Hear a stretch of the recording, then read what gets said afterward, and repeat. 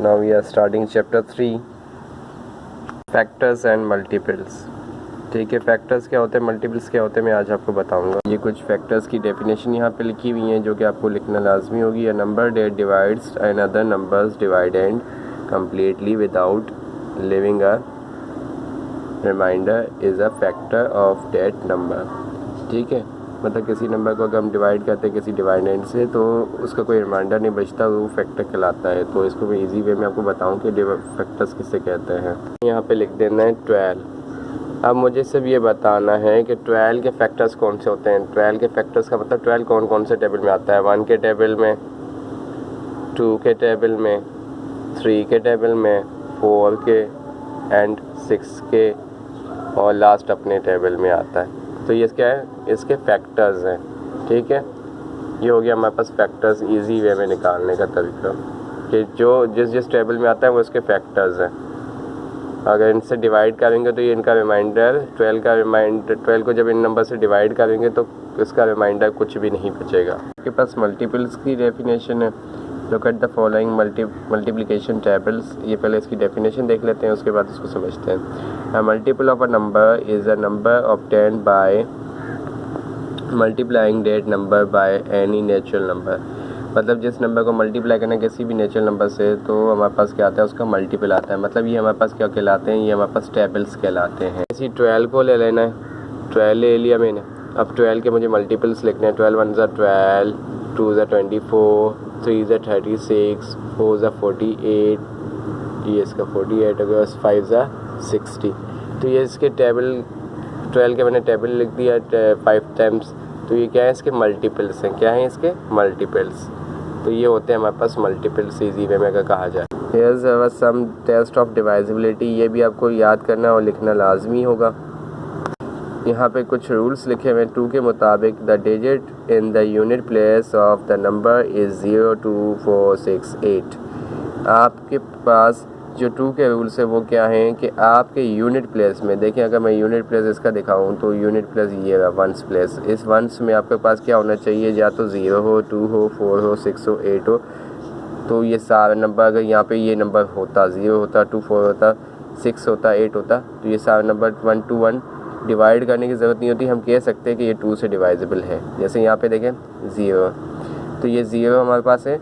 तो ये 450 में 2 से डिवाइड नहीं करता, बस मैं इसको देख के बता देता ये 2 से डिवाइजिबल है क्योंकि इसमें ये इवन नंबर लास्ट का डिजिट है।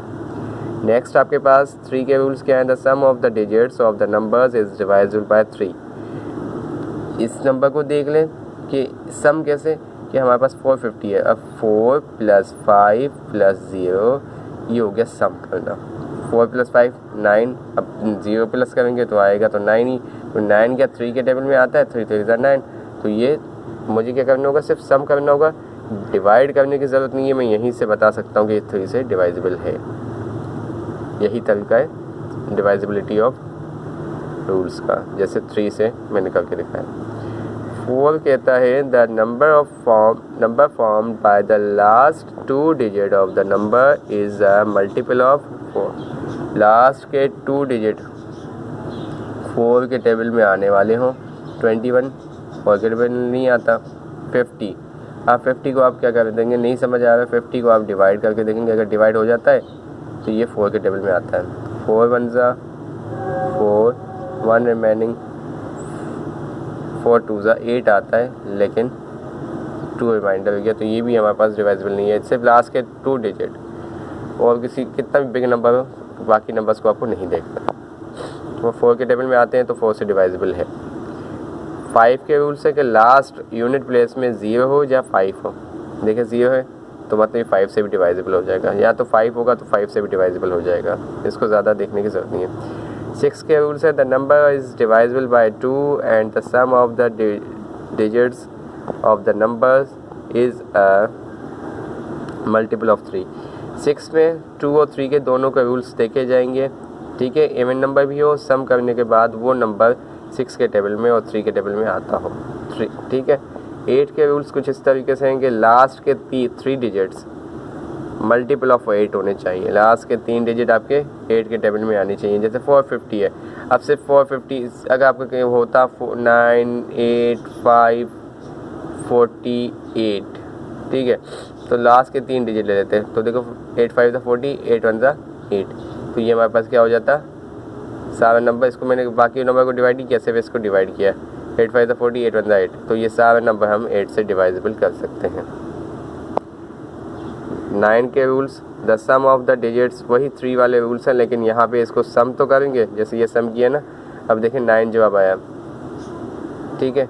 तो 9 जवाब आया, अगर इसका जवाब 12 आ जाता, 9 आया तो 9 के टेबल में 9 आता है, लेकिन अगर 12 आ जाता तो 12 सिर्फ 3 के टेबल में आता है, लेकिन 9 के टेबल में नहीं आता। तो इसको सम करेंगे, लेकिन अगर जो जवाब आएगा वो 9 के टेबल में आता है तो वो 9 से डिवाइडेबल कर देंगे, ठीक है।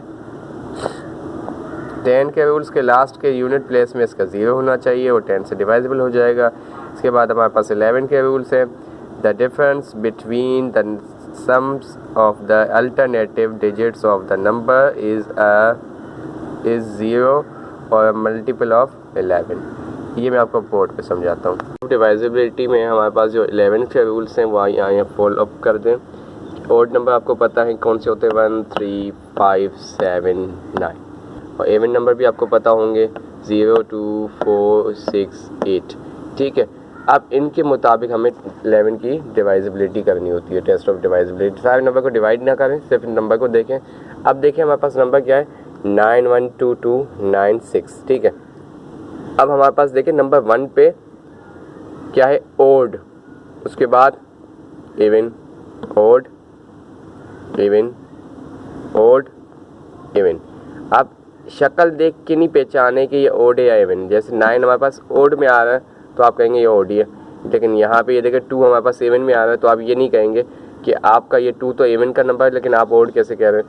जगह के हिसाब से देखें, नंबर 1 पे हमारे पास क्या आ रहा है, 9 है जो कि ओड है। नंबर तीसरे नंबर पे देखिए, दूसरा नहीं तीसरे नंबर पे हमारे पास कौन सा आ रहा है इवन, लेकिन इस जगह के हिसाब से क्या है, ओड है।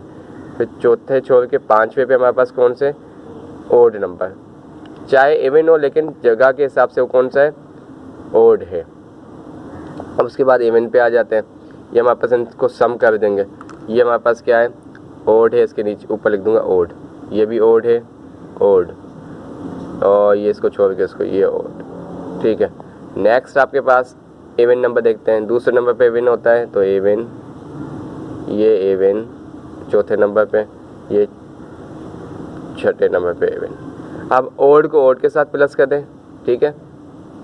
ये 9 और 2 11, 11 और 9 20, और इवन को इवन के साथ 1 2 3 3 और 6 9, ये हो गया इसका जवाब 9। अब इनको आपस में माइनस कर दें, 20 में से 9 माइनस करें, जो जवाब आएगा 11 के बराबर आता है या 11 से ज़्यादा आता है, जो 11 के टेबल में आने वाला आता है, तो वो हमारे पास क्या हो जाएगा, 11 के टेबल से डिवाइड हो जाएगा। देखें इसका जवाब माइनस आया, 11 आया, तो देखें ये 11 के टेबल में आता है, इसको डिवाइड करने की ज़रूरत नहीं है, ये नंबर सारा 11 से डिवाइजेबल हो सकता है। कौन सा, 912296। उम्मीद है कि ये आपको समझ आया होगा। टेस्ट ऑफ डिवाइजिबिलिटी में 25 के रूल्स कुछ इस तरह है, the number formed by the last 2 digits of the numbers is divisible by 25, ठीक है। लास्ट के 2 डिजिट आपके 25 के टेबल में आने चाहिए, 25 से डिवाइजिबल हो जाए, ठीक है। तो यही कुछ रूल्स है जिसको आपको फॉलो करना है और अपने पास लिख के याद भी रखना है। तो ये कुछ डेफिनेशंस हैं जो आपको अपने पास महफूज रखनी है।